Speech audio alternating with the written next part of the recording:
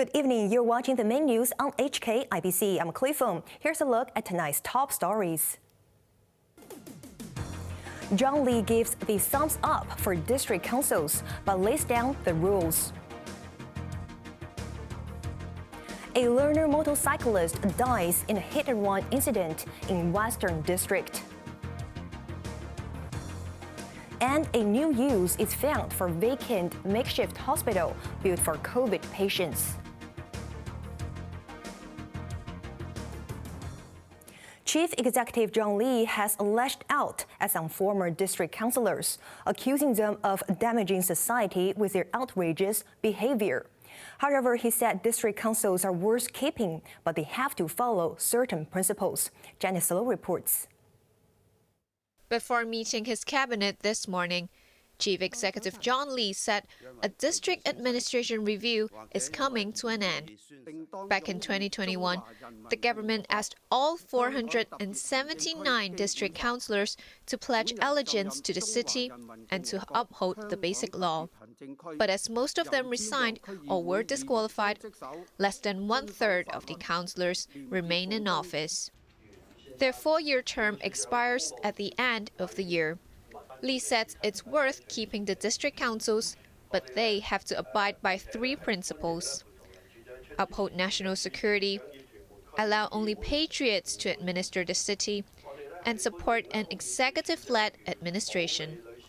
The chief executive accused some former councillors of outrageous behavior and stressed that district councils have to be depoliticized to prevent a repeat. It is not just unsatisfactory. It is blatantly unacceptable. They are the root of the problem, and they have been behaving in such a way that causes damages to society, upsetting everybody's expectation of what a district councillor should do. And by the very fact that 2/3 of them either resigned or disqualified, that shows that absolutely every part of the problem. Lee said there will be several ways, including element of election for people to represent their districts.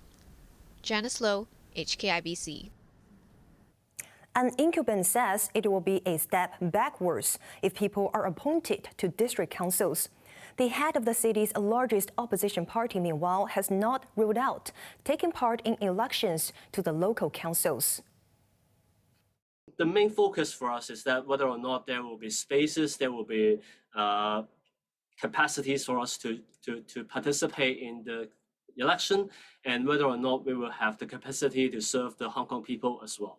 And the government has many advisory bodies, but they only have a very few that are organized through elections. And the district council is a democratic elected council. And the people that win are people that know the community, otherwise they wouldn't have won.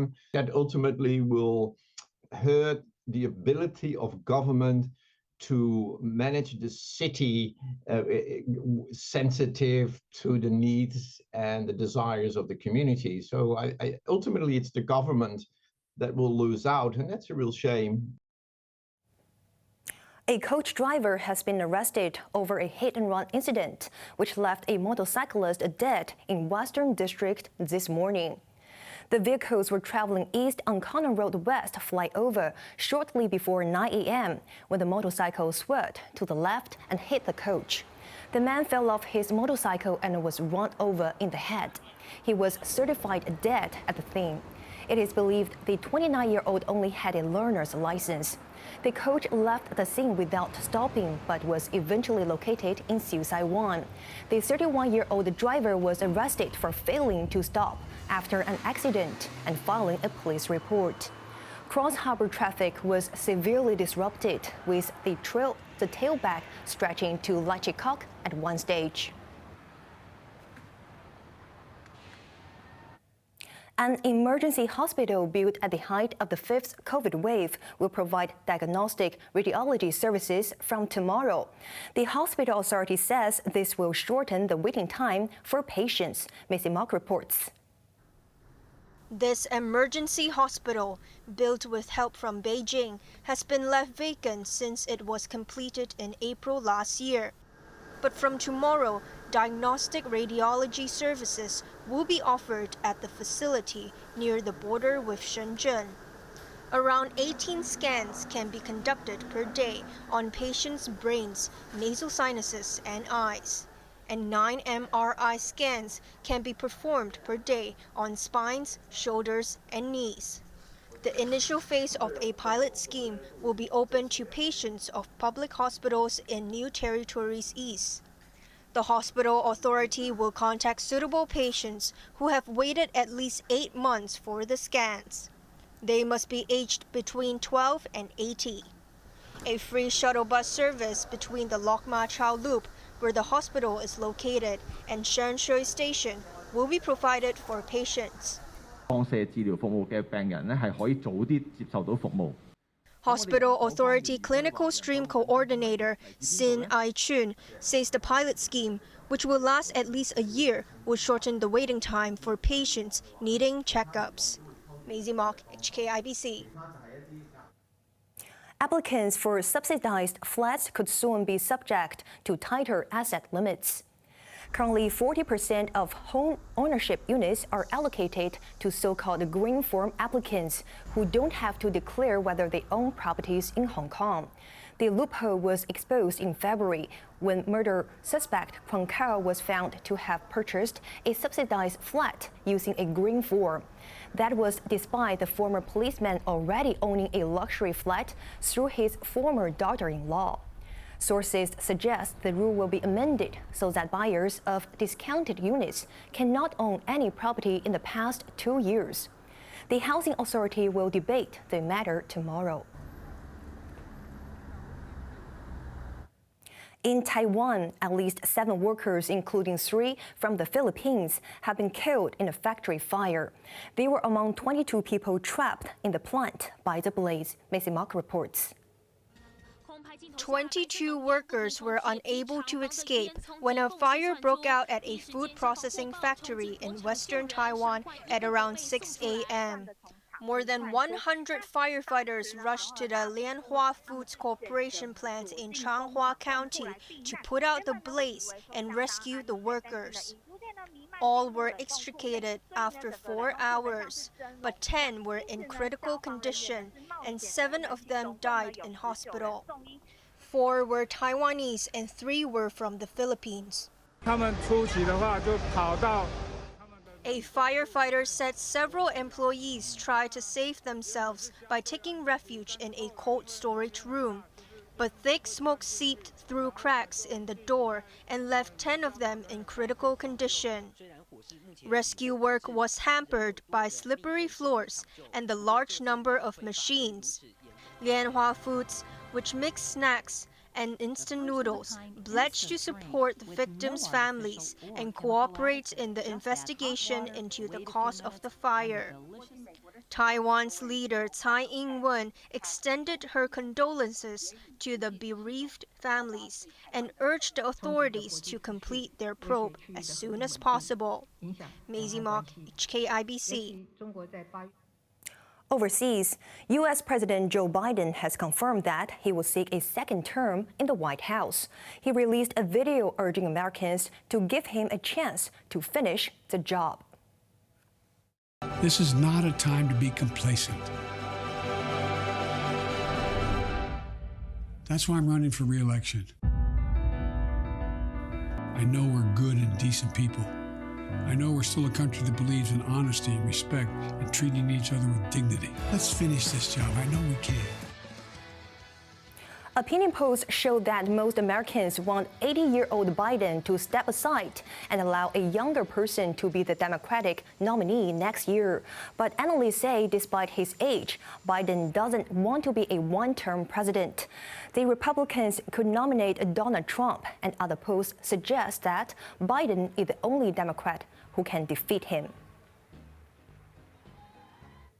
Far-right TV anchor Tucker Carlson has been sacked by Fox News just days after the American cable network settled a defamation lawsuit for almost $800 million. Carlson was the face of Fox, and the show bearing his name was the most popular news program with Americans aged 25 to 54. Conservatives were his biggest fans, but he was reviled by liberals for his controversial views. Carlson reportedly learned of his dismissal 10 minutes before it was announced. Fox owner Rupert Murdoch is said to have decided to ask the top-rated host to salvage some credibility for the network. The death toll in two powerful explosions that destroyed a police station in northwest Pakistan has risen to 17. More than 50 other people were injured after explosives and ammunition stored in the station caught fire yesterday, resulting in the blasts. Most of the victims were police officers. The station in Swat district also housed the office of the Counter-Terrorism Department for the Northwest region. Authorities believe that an electrical short circuit led to the explosions.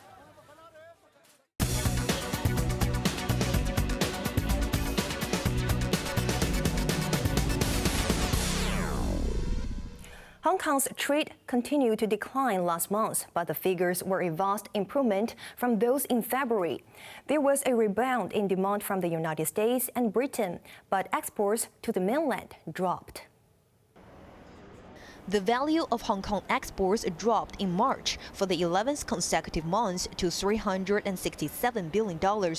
But the 1.5% year-on-year decline was much lower than the 8.8% decrease in February. Imports slid for the 9th month in a row to nearly $408 billion, a fall of 0.6% compared with 4.1% a month earlier. That narrowed the trade deficit to $40.6 billion for March. The first quarter deficit stood at $111.6 billion as exports plunged 17.7% and imports 12.7%. Exports to Asia as a whole dropped by 6.1% last month, with notable declines in shipments to the Philippines and the mainland. Thailand and South Korea bought more from Hong Kong. Exports to Britain and the United States also rebounded last month. Electrical machinery as well as parts, apparatus, and appliances saw the most significant declines by value, whereas telecommunications, sound recording and reproducing apparatus and equipment recorded the biggest increases. Looking ahead, the government believes the slowing growth in advanced economies will impact on Hong Kong's export performance, but that is expected to be offset by the rapid mainland recovery and the lifting of restrictions on cross-border trucks. A tech-driven decline saw Hong Kong stocks slumping further today. The Hang Seng Index tumbled 1.7% on a lack of confidence in the mainland's economic recovery. JD.com slid 4.1% as investors monitored Sino-US relations. Increased selling pressure led to food delivery platform Meituan crumbling 4.4%. Smartphone maker Xiaomi gave up 3.9% after a court in India rejected its bid to recover almost $680 million worth of assets seized by New Delhi for foreign exchange violations. And now let's take a look at the markets. The Hang Seng Index closed down 342 points. Top 10 active stocks: Tencent down $6.60, Alibaba down $2.80, and Meituan down $6. China Mobile up 60 cents, Wuxi Bio down $3.55, and BYD Company down $6.80. Forex trading against Hong Kong dollar, the euro is at 8.65, British pound at 9.75. Australian dollar at 5.22. Moving on to the UK market, the London FTSE is currently down 14 points. On to the weather now. It will be overcast with 1 or 2 light rain patches tomorrow. Temperatures will range between 20 and 23 degrees. Similar outlook for the next couple of days. Now let's take a look at the weather around the world.